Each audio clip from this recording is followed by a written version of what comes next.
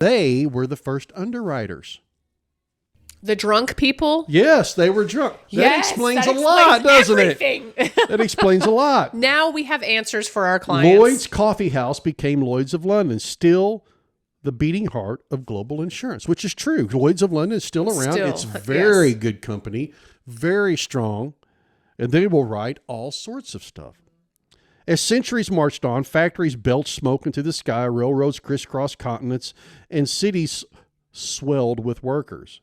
With this new world came new dangers, explosions, injuries, lawsuits, medical bills, and for each danger, a new product: workers' comp, liability, life and health coverage, business interruption, even insurance for satellites orbiting miles above the earth.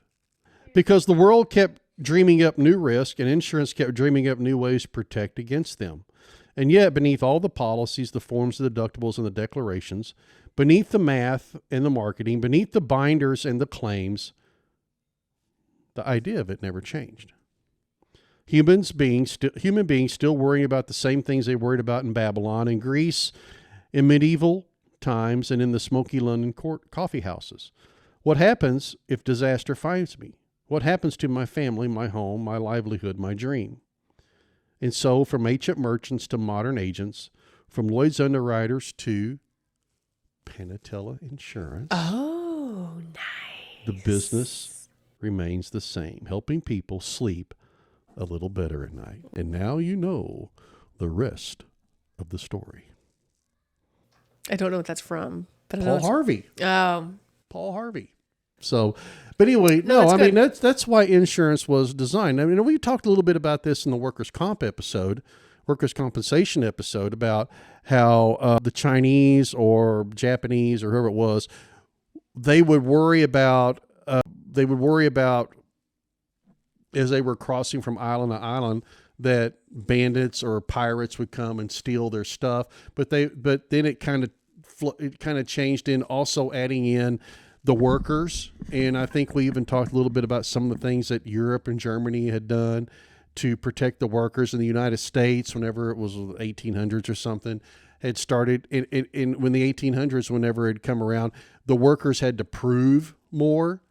So I actually just reviewed this one. It's the Industrial Revolution with everything, and they had the Trinity, Trinity, where it was like 3 things had to be proven for the worker to be paid. It was very difficult. And one of them was assumed risk, which was the last one that you talked about. They assumed the risk by going to working for right. them. And it's like, well, if this is something that was likely to have happened, and then we talked about different things, but so it definitely insurance has changed over the years, but the details of insurance and the laws and all of that has changed. But I think from what you've read, the ultimate goal has remained absolutely the same. It's all about the peace of mind. I'm willing to give something up now, so tomorrow you have my back if, and then in some cases when something happens.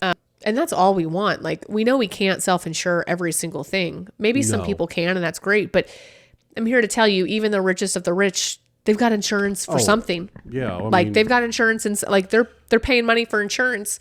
Maybe they're self-insuring quite a bit more than other people are, but they still have a policy. Warren Buffett, I guarantee you, has insurance. Absolutely. Now, does he have a higher self-insured where, hey, I'm willing to give up the first or 5 million or whatever? Yeah, okay. That you and I can't do. We can't give up the first 5 million. But the concept is the same. It is to protect what you've built, what you have, your future, and then your family's future. Because we don't really do this. Insurance isn't really for us. Like, yes, it's for us. And if we have insurance for if something happens to us in our livelihood, but like, why do we care? Because our livelihood then affects our family. And ultimately, that's really what it comes down to. Or how we live or whatever it is. But well, sure. But then that's our family. Like, but if you're if you're a single man going out on your own and doing whatever, you're like, man, I can figure it out. I'll figure it out. But you have a family. And we have those kind of clients that were like, yeah, I'm not worried about if I go broke, I'm smart enough, I'll figure it out on my own. And that's, again, it's your call. But life insurance is really for the family. But I think a lot of it is for the family. Having responsible home and auto liability limits is for the family.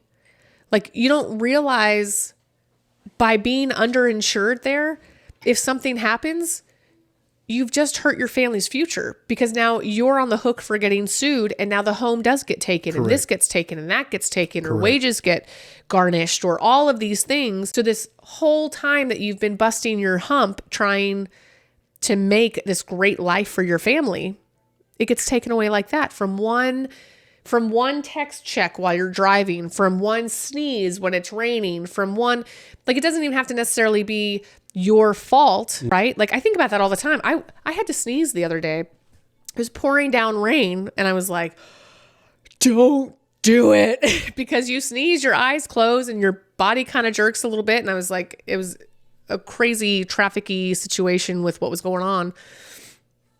Anything could have happened, and it wouldn't have necessarily been my fault, but I sneezed. Anyway, I was fine. Everything was worked out. But I'm just an umbrella policy. I'll talk to you after this episode. No, but you know what I'm saying? Like, it's not even you being careless or you being negligent. It's just, and then add business ownership to the mix, and you've got to like it or not, but you have a target on your back from that.